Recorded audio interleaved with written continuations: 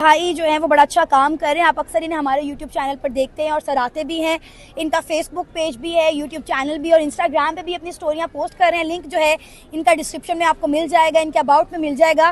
तो इनको हर जगह पे फॉलो करें। जितना प्यार और सपोर्ट आप इन्हें हमारे चैनल पर देते हैं, इनके चैनल पर भी दिखाएं। आपको जब मैं ये सवाल करूं कि इंडिया को क्या समझती हो आप अपना?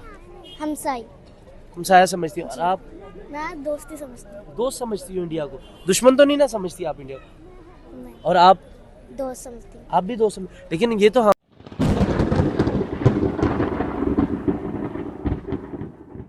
अस्सलाम वालेकुम, मैं आपका होस्ट मेहर तनवीर और आप मेरा यूट्यूब चैनल देख रहे हैं मेहर तनवीर रिएक्ट्स। ब्रिक्स की और यूनाइटेड स्टेट की आने वाले वक्त में हम ट्रेड वॉर देख रहे हैं।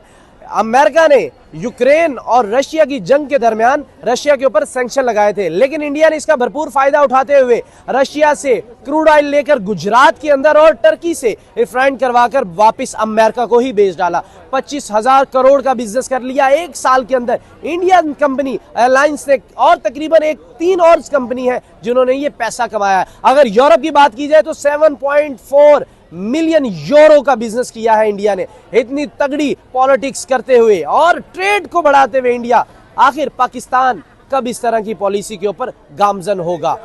आइए पाकिस्तानी पब्लिक की तरफ चलते हैं और रिएक्शन लेते हैं कि अगर हम पर अमेरिका ने पाबंदियां लगाई तो हम बैठ जाते हैं। इंडिया की भी 4 ऑयल सर्विस कंपनियों के ऊपर पाबंदी लगाई थी, लेकिन इंडिया फिर भी ना बैठा, रशिया से क्रूड ऑयल लेकर तैयार करके अमेरिका को ही बेच डाला। आइए पाकिस्तानी पब्लिक से बात करते हैं। इस वक्त मेरे साथ सना अमजद मौजूद हैं जो किसी भी तारुफ की मोहताज नहीं है। इंडियन अवाम बाखूबी इस चेहरे से वाकिफ है, बगैर कोई वक्त जाया किए हुए। अस्सलाम वालेकुम मैम। वालेकुम अस्सलाम। कैसी है मैम? मैं ठीक, आप कैसे हैं? बिल्कुल ठीक मैम। अमेरिका और जब रशिया के ऊपर कुछ कंपनियों के ऊपर उन्होंने पाबंदी लगाई थी जब यूक्रेन की जंग चल रही थी, आप क्या समझती हैं कि इंडिया उन्हीं कंपनियों से कच्चा ऑयल लेकर उसको तैयार करके दोबारा अमेरिका को दे रहा है? क्या समझ रही हैं किस तरह की पॉलिसी के ऊपर हमारा पड़ोसी मुल्क चल रहा है? उन्हीं के जूते उन्हीं के सर में मार रहे हैं। आपको याद होगा जब यूक्रेन और रशिया की वॉर चल रही थी तो यही अमेरिका था जिन्होंने रशिया के ऊपर सैंक्शन लगाई थी और इंडिया को खुलेआम कहा था कि भाई आपने रशिया से खाम तेल नहीं लेना। लेकिन इंडिया के जो फॉरेन मिनिस्टर हैं डॉक्टर जयशंकर, उन्होंने अमेरिका को शटअप कॉल दी थी और कहा था कि हम वही करेंगे जो हमारे मुल्क के लिए और हमारी आवाम के लिए बेहतर है। तो आप देख लें कि इंडिया ने रशिया से इतना खाम तेल खरीदा कि दोनों जो है वो ट्रेडिंग पार्टनर बन चुके हैं। अब इसके अलावा आप देखें कि इंडिया के अपने मुल्क से हम बात करें तो उत्तर प्रदेश से जो है वो कुएं के निकले हैं, तेल के कुएं जो है वो निकले हैं, और डेफिनेटली वो इंडिया के लिए और उत्तर प्रदेश के लोगों के लिए बड़ा फायदेमंद साबित होने वाला है। तो ये देखें इंडिया की फॉरेन पॉलिसी है, वो किस तरह से रशिया से खाम तेल ले रहा है, उसको रिफाइन कर रहा है और उसके बाद वही तेल जो है वो अमेरिका को बेच रहा है। तो इससे आप अंदाजा लगा लें कि इंडिया का दिमाग कितना चलता है, उनकी फॉरेन पॉलिसी किस हद तक स्ट्रॉन्ग है। देखिए हमें ये भी देखने को मिल रहा है कि चाइना इंडिया के ताल्लुकात भी बहुत बेहतर हो रहे हैं, रशिया के साथ ताल्लुकात भी बहुत बेहतर होते हैं। आप नहीं समझती कि पाकिस्तान को इस मौके के ऊपर चौका लगा देना चाहिए? चाइना तो हमारा दोस्त है, अगर हम चाइना का सहारा लेते हुए यूरोप के अंदर चले जाएं या फिर मिडिल ईस्ट के अंदर अपनी ताकत को बढ़ाएं तो ये एक अच्छा हमारे पास नहीं है। इस वक्त जो मैसेज है हमें अमेरिका के ताल्लुकात इंडिया से हमें नहीं लग रहे कि उस कदर बेहतर है, क्योंकि जिस तरह वो बार बार बात कर रहे थे हम आपके ऊपर, ये सैंक्शन भी ऑयल की लगाई पाबंदी है उन्होंने इंडिया के ऊपर, जो ईरान से तेल खरीदा जा रहा था। लेकिन अभी पाकिस्तान के पास मौका नहीं है कि आए आगे हाथ बढ़ा लें। पाकिस्तान के पास बड़े मौके आए और हम पाकिस्तान ने कभी भी मौके पे चौका नहीं मारा, लेकिन ये काम हमेशा इंडिया ने किया। अगर आपको याद हो तो कुछ महीने पहले जो है एक ब्रिक्स मीटिंग हुई थी जहां पे इंडिया और चाइना ने ये डिसाइड किया था कि अगर हम चाहते हैं कि हम इंटरनेशनली ग्रो करें तो हमें आपस में जो है वो अमन कायम करना पड़ेगा। और दोनों मुल्कों ने एक दूसरे के मफाद को देखते हुए जो है अपने दरमियान जो लद्दाख को लेकर जंगें थी वो रोक दी। उसके बाद आपको पता दिवाली का त्यौहार आया तो हमने देखा कि इंडिया और चाइना के जो ऑफिसर्स थे उन्होंने दिवाली के इस त्यौहार पर लद्दाख के बॉर्डर पर एक दूसरे को जो है वो मिठाइयां भी डिस्ट्रीब्यूट की और तोहफों का तबादला भी किया। तो आप देखें कि दुनिया जो है ना उस वक्त पता चल गया कि उनको किस तरह से खेलना है, किस तरह से आगे बढ़ना है। अब हर दुनिया अपना और अपने मुल्क का, अपनी कौम का मफाद देख रही है और आप देखें कि हर कंट्री ये कर रही है, लेकिन हम अपने कौम का, अपने मुल्क का, अपनी अवाम का मफाद नहीं देख रहे। हम इतनी बदकिस्मत तरीन कौम है कि हमें अफगानिस्तान का बॉर्डर लगता है, हमें ईरान का बॉर्डर लगता है, हमें इंडिया का बॉर्डर लगता है, लेकिन हमारी इन तीनों मुल्कों के साथ ना तो ट्रेड होती है और ना ही किस तरह की बातचीत है। तो मेरा ख्याल है कि ऐसे मौके पाकिस्तान के पास बड़े आए हैं, बड़े गए हैं। अब देखें रिसेंटली अब रमज़ान चल रहा है पाकिस्तान में चीनी की किस तरह से कमी हो चुकी है और हमने इंडिया से 50,000 टन चीनी इंपोर्ट किया और वो भी वाया दुबई। एग्जैक्टली। ठीक है, हम ये अगर अपना यही वाघा से आ जाती है, अगर ये हम यही अपना बॉर्डर नहीं खोल रहे, 60 किलोमीटर पे हमारा वाघा बॉर्डर है, अगर ये बॉर्डर खोल दें तो मेरा ख्याल है टैक्स जो है उसमें हमें थोड़ी छूट मिल जाएगी। आप देखिए कि 2019 में जब मोदी सरकार ने कश्मीर से आर्टिकल 370 रिमूव किया था, तब पाकिस्तान के जो हालिया उस टाइम के प्राइम मिनिस्टर थे इमरान खान साहब, उन्होंने चलती चलाती ट्रेड दोनों मुल्कों के दरमियान बंद कर दी थी। अब इसका इंडिया को तो कोई नुकसान नहीं हुआ, लेकिन हमें बड़ा नुकसान हो गया। अच्छा मैम, यहाँ पर हमें एक ये भी बड़ा सवाल पैदा होता है, जो इंडियन अवाम है वो रशिया के ऊपर बहुत ज्यादा ट्रस्ट करती है, हाँ। अमेरिका के ऊपर वो ट्रस्ट नहीं करती, एतबार नहीं करती। क्या समझते हैं कि पाकिस्तानी अवाम हम अमेरिका पे ज्यादा एतबार करते हैं, हम रशिया के पास नहीं जाने को पसंद करते हमारे हुक्मरान, लेकिन इंडिया इसके उलट चल रहा है, वो रशिया के पास जाने को पसंद करता है लेकिन अमेरिका के साथ जाने को पसंद नहीं करता। सर, इंडिया और रशिया, मैंने आपको बताया कि आपस में ट्रेडिंग पार्टनर्स बन चुके हैं, उनकी बहुत बड़े लेवल पर ट्रेड होती है। अगर आपको याद हो तो कुछ अर्सा पहले पाकिस्तान पर मियां चन्नू के मकाम पर एक ब्राह्मोस मिसाइल जो है वो इंडिया की जानिब से मिस फायर हो गया था, और बाद में जो है वो उन ऑफिसर्स को भी जो है वो फायर कर दिया गया था जिनसे ये हैपनिंग हुई थी। आप देखिए कि वही ब्राह्मोस मिसाइल जो इंडिया और रशिया ने मिलकर बनाया, आज पूरी दुनिया में उसकी डिमांड है। सऊदी अरेबिया मांग रहा है उनसे, नीदरलैंड जो है वो कह रहा है कि आप हमें जो है वो ब्राह्मोस मिसाइल दें। अब देखिए कि दोनों मुल्क जो है वो ना सिर्फ असले की ट्रेड करते हैं बल्कि मिलकर असला बनाते भी हैं। और आप देख लें कि खाम माल, हमने भी कहा था इमरान खान के दौरे हुकूमत में कि हम इंडिया से रशिया से जो है बड़ा सस्ता खाम तेल खरीदेंगे। मुझे बताएं कहाँ गया वो खाम तेल, हम अभी तक क्यों नहीं खरीद पाए? ये तो हमारी हुकूमत ऐसे चलती रहती है, जब हमारी हुकूमत बदलती है तो ये चीज़ें आती रहती। मैम एक और बात बताएं, हमारी जो कोशिशें हैं, ख़ास तौर पे आपकी, हमारे जो सीनियर यूट्यूबर्स हैं, उनकी ये कोशिश है कि इंडिया का बॉर्डर खुल जाए, हमारी ट्रेड बढ़ जाए, हमारे ताल्लुकात बेहतर हों। आया कि आप समझ रही हैं कि हम जिस राह में चल रहे हैं हमें कामयाबी मिलेगी उस राह के ऊपर?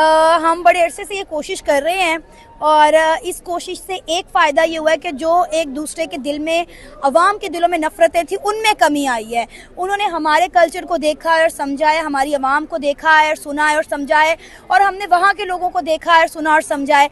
तो वो लोग जो एक दूसरे के बारे में गलत कॉन्सेप्ट रखते थे, वो कॉन्सेप्ट बड़े चेंज हो गए हैं। और मैंने ये चेंज देखा है वो वक्त जब पाकिस्तान की अवाम यही लिबर्टी मार्केट में खड़े होकर इंडिया को गाली दिया करती थी, आज वो इंडिया को दोस्त बनाना चाहती। वही इंडिया की अवाम जो पाकिस्तान को जो है दहशतगर्द समझती थी, अब उन्हें पता चल गया कि यार अवाम दोनों तरफ की बहुत अच्छी है, और ये जो मसले मसाइल हैं ये सियासतदानों के हैं। और अब आप देखें कि पाकिस्तान की जो नई गवर्नमेंट आई है वो भी चाह रही है कि इंडिया के साथ हमारी ट्रेड एक बार फिर से बहाल हो जाए, और उसके लिए हम कोशिश भी करें। हम देखिए कि डॉक्टर जयशंकर पाकिस्तान आए एससीओ की मीटिंग अटेंड करने के लिए, और कितने सालों के बाद वो पाकिस्तान, और वाकई में हमारे लिए एक बहुत बड़ी बात थी।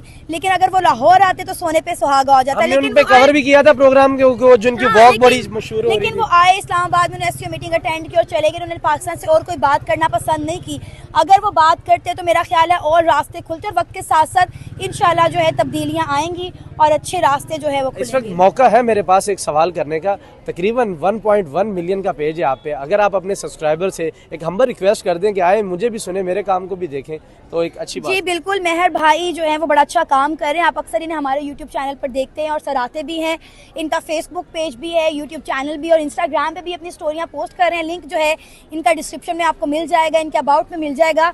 तो इनको हर जगह पे फॉलो करें। जितना प्यार और सपोर्ट आप इन्हें हमारे चैनल पर देते हैं, इनके चैनल पर भी दिखाएं। सर वालेकुम सलाम, कैसे हैं सर? अल्लाह का शुक्र, आप सुनाएं? बिल्कुल ठीक सर। हमें हमारी पड़ोसी मुल्क की तरफ से एक पैगाम मिल रहा है कि जो ब्रिक्स की एक ट्रेड वॉर चल रही थी अमेरिका के साथ, उन्होंने रशिया से क्रूड ऑयल खरीद कर अमेरिका को सप्लाई किया। उनकी 4 ऑयल साज कंपनियों ने, अमेरिका ने इंडिया की 4 ऑयल साज कंपनियों के ऊपर पाबंदी भी लगाई थी जो ईरान से क्रूड ऑयल लेती थी, लेकिन फिर भी इंडिया ने 25,000 करोड़ रुपए कमा लिए एक साल के अंदर, क्रूड ऑयल को अपने मुल्क में लाकर उसको तैयार करके दोबारा अमेरिका को भेज दिया। सर ऐसे ही देखें भाई, हमारे मुल्क में तो किसी चीज़ की कमी नहीं है। जितनी मादनियात पाकिस्तान में है, मेरा नहीं ख्याल कि इंडिया के पास भी होंगी। लेकिन हम तो कोई चीज़ नहीं निकाल सकते, हमारे पास ऑयल है, लेकिन वो ऐसे हम ऊपर हैं, ईरान नीचे है, ऑयल उधर जा रहा है, ईरान निकाल रहा है, बेच रहा है। हालांकि अमेरिका की उस पर पाबंदी है, और वही हम 2 नंबर तरीके से ईरान से खरीद रहे हैं वापस, हालांकि हमारा खुद का ऑयल है। उसके बाद हमारे पास गोल्ड के भी रिजर्व हैं, हमारे पास शायद सिल्वर के भी हैं। लेकिन ये सारे हमने वो जो रेकॉर्ड के वो जो मायदे किए हुए हैं, चीज़ें की हुई हैं, हमने तो पहले ही दुनिया को सब कुछ बेचा हुआ है, कमीशन खा के सारे बैठे हुए हैं। उनको कोई फ़र्क ही नहीं पड़ता इस मुल्क से क्या नहीं। ये ज़मीन तो सोना उगलती है भाई, वो अपना अपना हिस्सा लेके बड़े जो ऊपर बैठे हैं बैठ गए हैं, बाकी किसी को फ़र्क ही नहीं पड़ता है। सर लेकिन पाबंदी तो इंडिया की कंपनी के ऊपर भी अमेरिका ने लगाई थी, लेकिन फिर भी उन्होंने क्रूड ऑयल खरीदा रशिया से, और रशिया से खरीद के अपने मुल्क में लाए, तैयार करके दोबारा अमेरिका के मुंह के ऊपर उन्होंने मार दिया, ये लो भाई हमने तैयार करके आपको बेच के आपसे पैसा कमा भाई लिया। इंडिया की इकोनॉमी इतनी स्ट्रांग है, इंडिया इस लेवल पे पहुंच गया है कि इंडिया अमेरिका को आंखें दिखा सकता है, लेकिन हम इस पोजीशन में नहीं है। हम तो उनके रूल्स पे चल रहे हैं, हम उनको कैसे नो कह सकते हैं। खान साहब ने कहा था तो देख ले उनका क्या हाल किया उन्होंने। आप समझते हैं हमारे मुल्क में तरक्की की वजह जस्ट एक करप्शन है, ये इसके अलावा और भी बहुत कुछ है? नहीं, करप्शन तो एक आंसर है, उसके अलावा यार हर आम आदमी, उसमें हम भी शामिल होते हैं। अब मैं एक बिजनेस करता हूँ और मुझे वहाँ मौका मिलता है कि 2 नंबरी में, तो मैं भी कर देता हूँ। अच्छा। और मैं सोचता ही नहीं, मैं कहता हूँ यार ये छोटी सी बात है, इससे कौन सा फर्क पड़ता है, कौन सा मुल्क को नुकसान दे रही, एक बंदे को 10-20 हज़ार की कोई डज लगा दी है तो उससे क्या फर्क पड़ेगा। लेकिन ये चीज़ें ही बड़ी बड़ी होती जो है ना, बड़े नंबर्स में चली जाती हैं।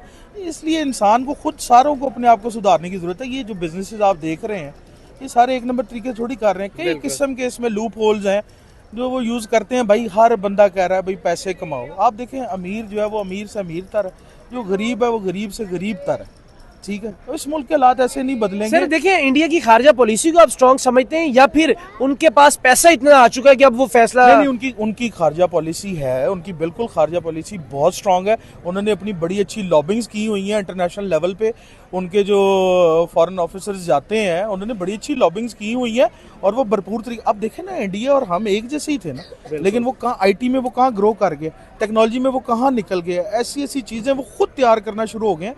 यही गाड़ियाँ, यही चीज़ें ये हम खुद भी बना सकते थे, हमारे पास भी चीज़ें हैं, सारे रिसोर्सेज हैं, रॉ मटेरियल हम भी बाहर से मंगवा। यहाँ ड्यूटी इतनी लग जाती है बाबा जी। आप बताएं कि इंडिया में अब आप गाड़ियों को कंपेयर कर लें, मैं कार्स के ऑटो ट्रेडिंग के बिजनेस में हूँ। अच्छा। तो इंडिया में गाड़ी कितनी सस्ती है और यहाँ गाड़ी कितनी महंगी है।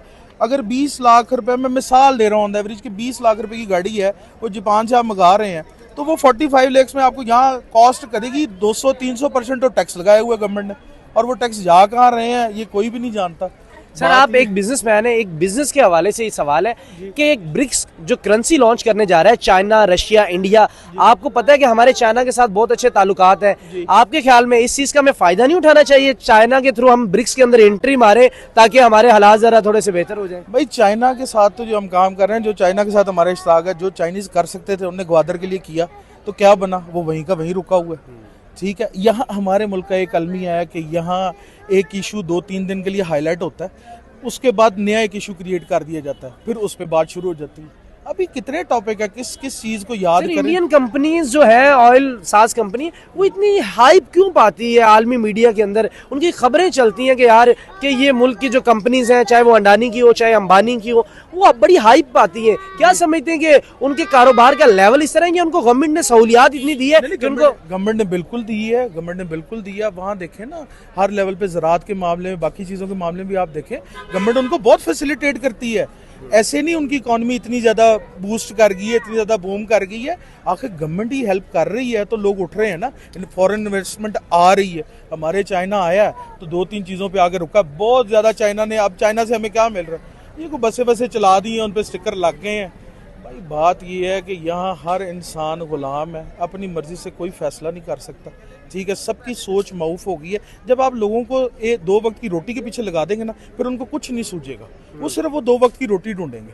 आप मौका मिलना, हमें क्या है, अब इंडिया से हमारा क्या मुकाबला है? इंडिया से हमारा ये मुकाबला है कि हम रोज़ 3-4 दिन बाद, नहीं मैं मिसाल दे रहा हूँ, हम रोज़ कोई एक गाना निकाल देते हैं और वो चला देते हैं कि हमने दुश्मन के बच्चों को पढ़ाना है, अपने बच्चे जाहिल ही मरेंगे, पढ़ेंगे दुश्मन के बच्चे, तरक्की करेगा दुश्मन मुल्क, हम ऐसे ही मरेंगे, आपस में लड़ेंगे।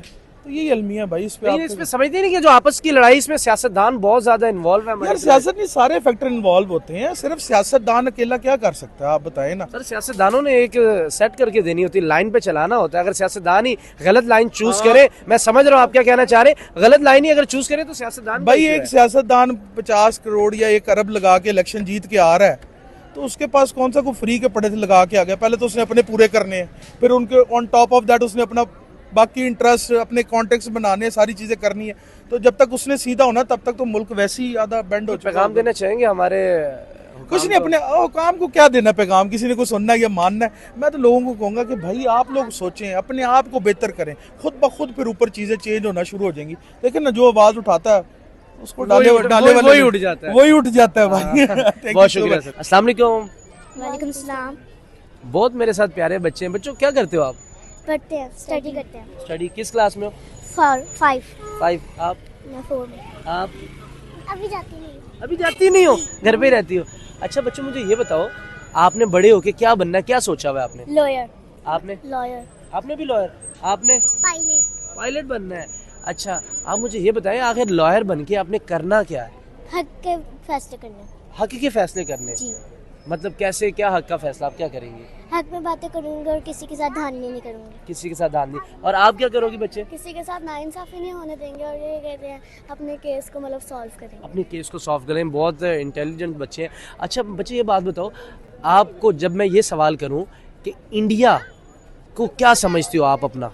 हमसाई। हमसाया समझती हो। और आप? मैं दोस्ती समझती हूँ। दोस्त समझती हो इंडिया को? दुश्मन तो नहीं ना समझती आप इंडिया को? नहीं, और आप? दोस्त समझती हूँ। आप भी दोस्त समझ, लेकिन ये तो हमारे में हमको बताया जाता है कि इंडिया तो हमारा दुश्मन मुल्क है। आपके ख्याल में इस तरह स्कूलों में कोई पढ़ाई होती है जो हमें सोशल मीडिया पे देखने को मिलता है कि इंडिया आपका दुश्मन है? लेकिन बनाया तो अल्लाह ने ही है ना। बनाया तो अल्लाह ने, बहुत बड़ी बात। और आप क्या कहेंगे? हमारे स्कूल में ऐसा कुछ भी नहीं होता, हम दोस्त ही हैं। मतलब पहले मतलब अब बनाया तो अल्लाह ताला नहीं है ना, मतलब सेपरेशन हो गया पर हम तो दोस्ती मानते हैं। आप दोस्ती मानते हैं। Thank you.